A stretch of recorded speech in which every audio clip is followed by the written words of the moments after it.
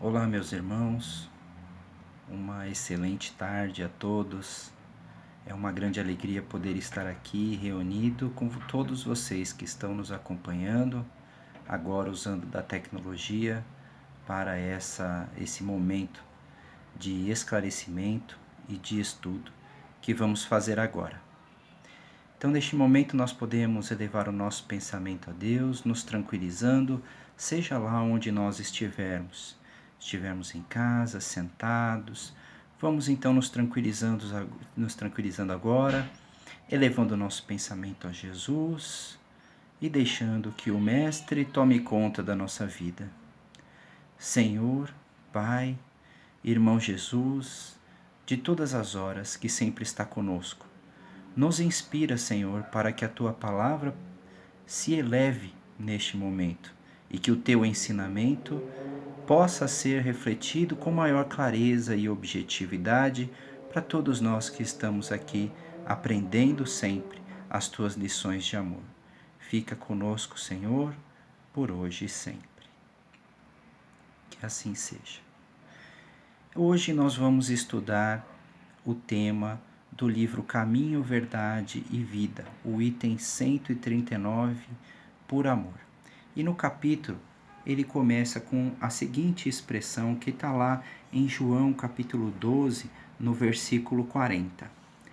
Cegou-lhes os olhos e endureceu-lhes o coração, a fim de que não vejam com os olhos e compreendam no coração, e se convertam, e eu os cure. Muitas vezes nós estamos vivenciando situações difíceis e agora não é diferente.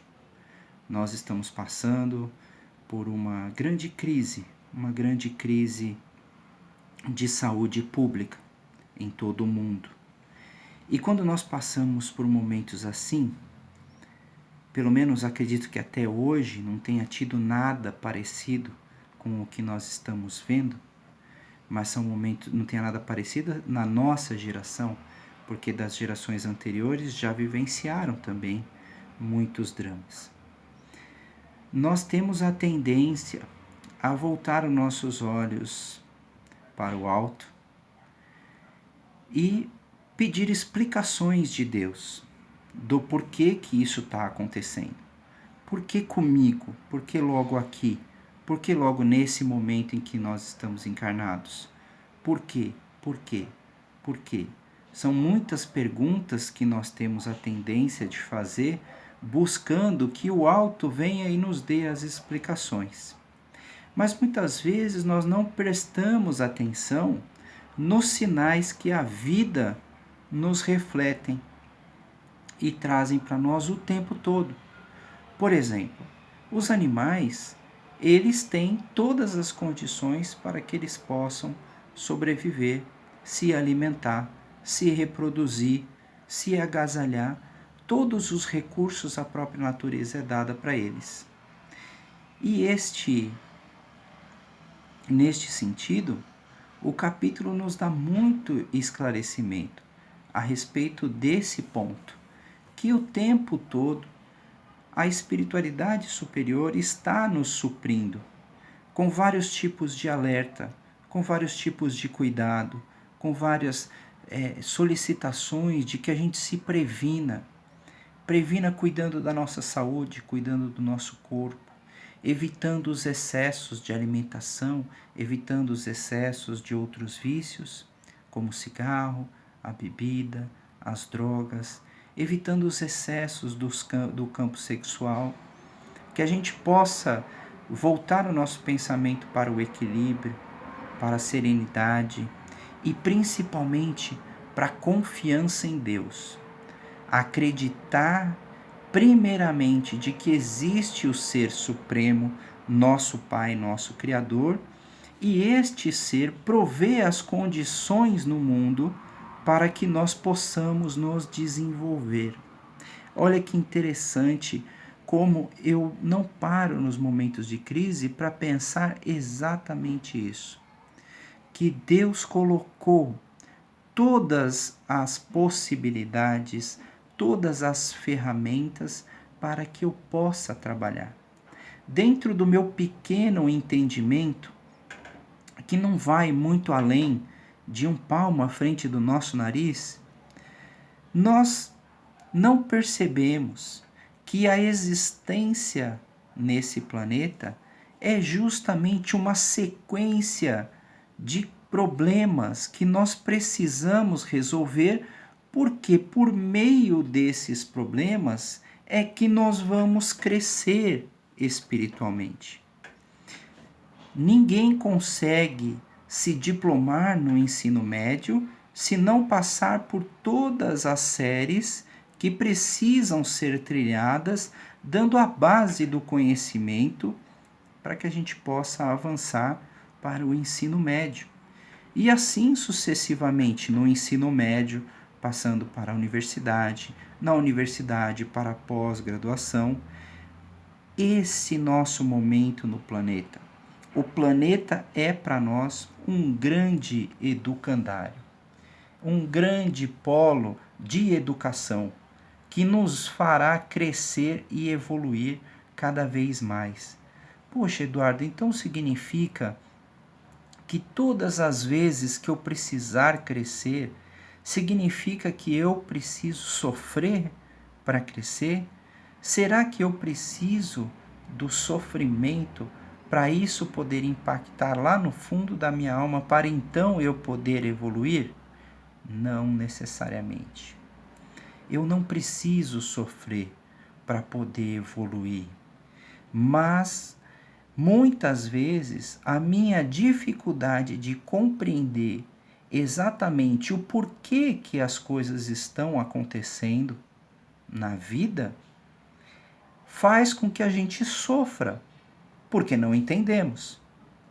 Se nós entendemos e compreendemos isso, cada oportunidade que me é dada fará com que eu vá cada vez mais desenvolvendo habilidades para que eu possa resolver problemas. O que são exatamente habilidades? São formas que eu vou aprendendo para eu poder resolver um problema. Como assim?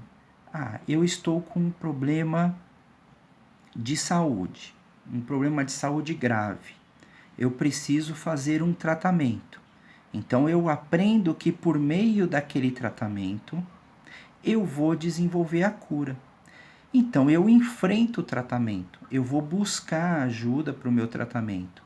Eu vou buscar pessoas que já passaram por isso e vou buscar pessoas que estudaram esse assunto, para que a gente possa entender como será a melhor forma de passar por esse tratamento.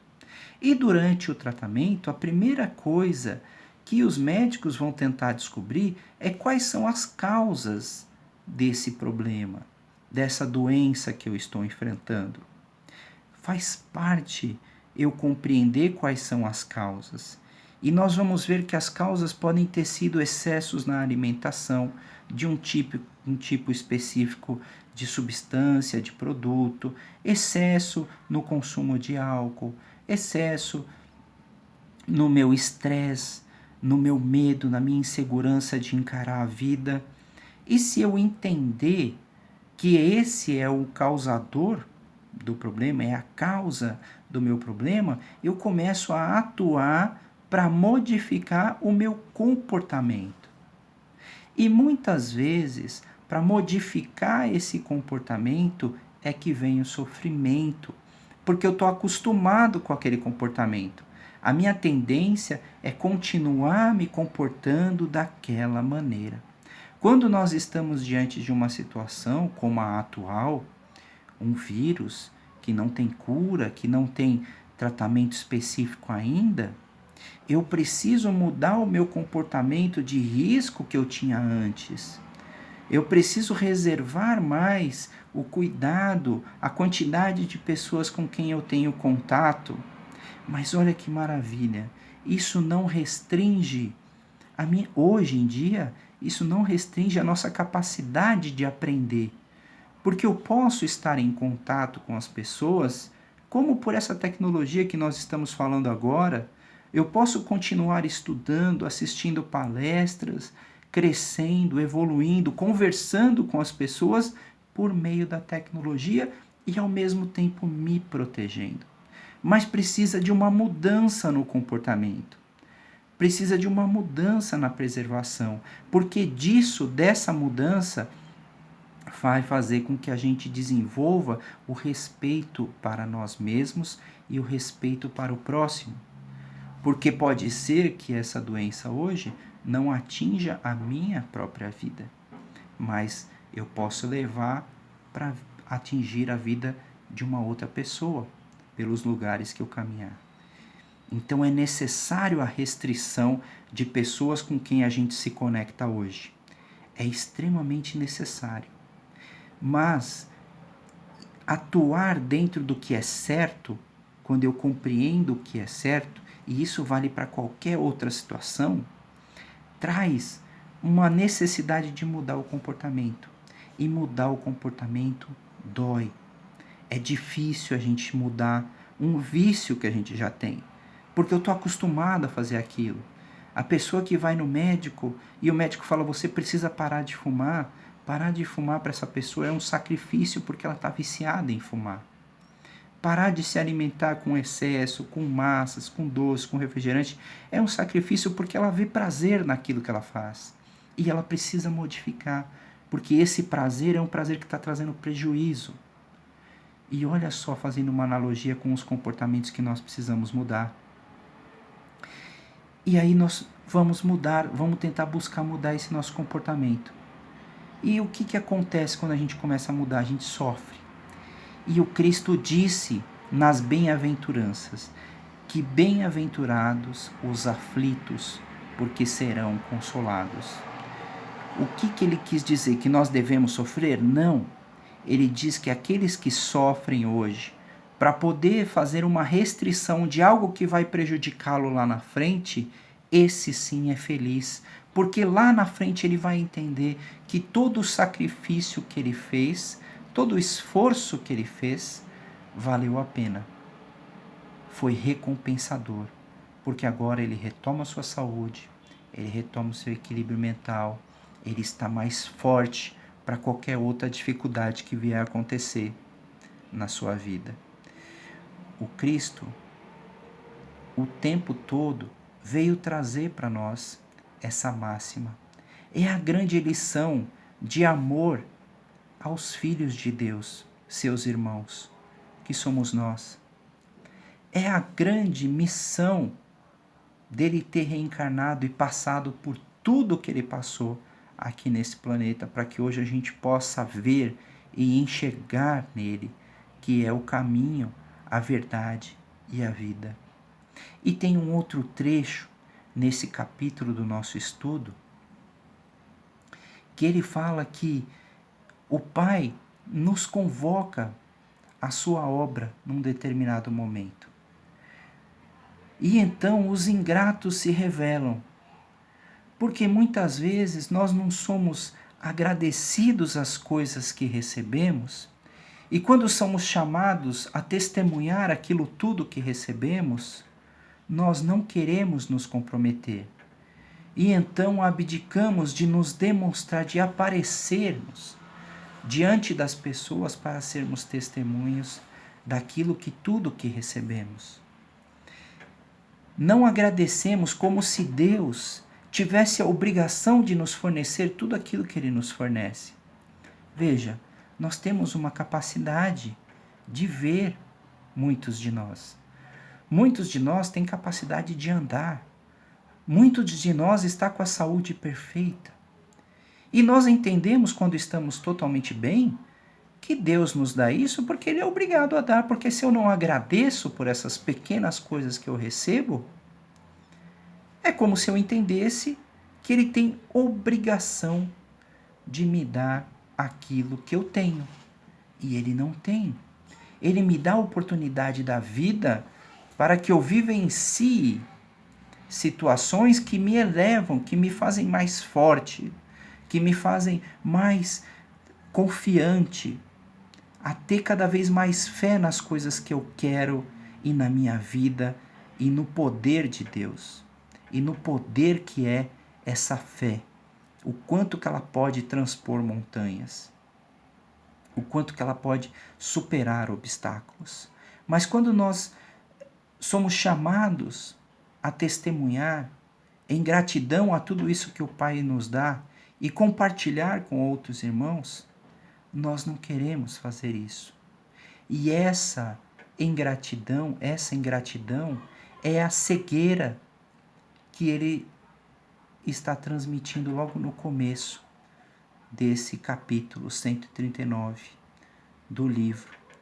Porque ele fala que ele cegou, endureceu o coração com dor, a fim de que ninguém pudesse ver e sentir, e nessa hora de extremo sofrimento ele viesse e nos curasse. Já dando um prenúncio de que quem está na maior etapa do sofrimento vai ter um só caminho, que é buscar no Senhor a sua salvação, a sua felicidade, o seu equilíbrio. No momento que ele entender que ele não é o dono da verdade, que ele não é o único que sabe das coisas, e que o Cristo tem a mensagem que nos leva à paz e à felicidade eterna. E é assim que ele finaliza o nosso estudo de hoje. O amor equilibra, a dor restaura. É por isso que muitas vezes ouvimos: nunca teria acreditado em Deus se não tivesse sofrido o que eu sofri.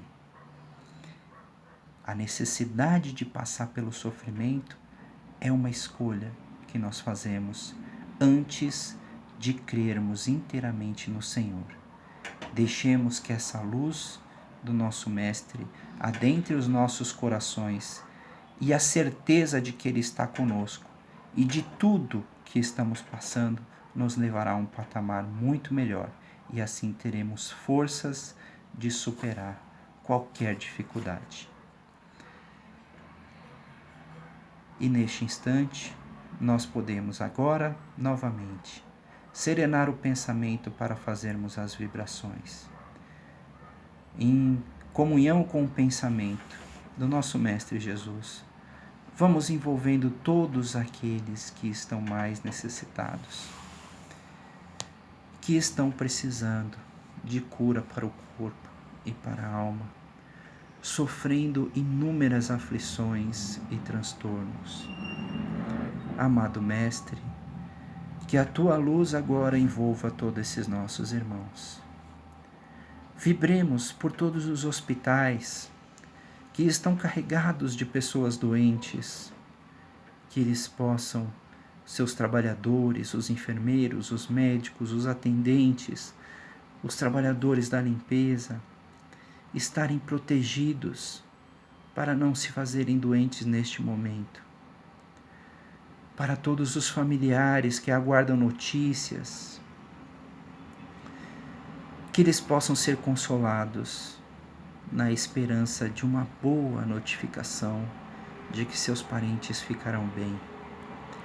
E por todos aqueles que tiveram a vida do corpo ceifada diante da doença, que a compreensão do momento se faça, os espíritos superiores os envolvam e os protejam, e os retirem rapidamente da perturbação do desencarne, os colocando em locais para tratamento. E por fim, pelo nosso planeta Terra, que passa por uma grande provação, por todos os seus filhos, Senhor, nos abençoa hoje e sempre. E assim, Mestre, muito obrigado pelo Teu amor, pela Tua paz, pelo Teu carinho conosco, pelos Teus ensinamentos, que possamos colocar em prática rapidamente em nossas vidas. Que assim seja. Que a paz de Jesus esteja com todos e até o nosso próximo encontro.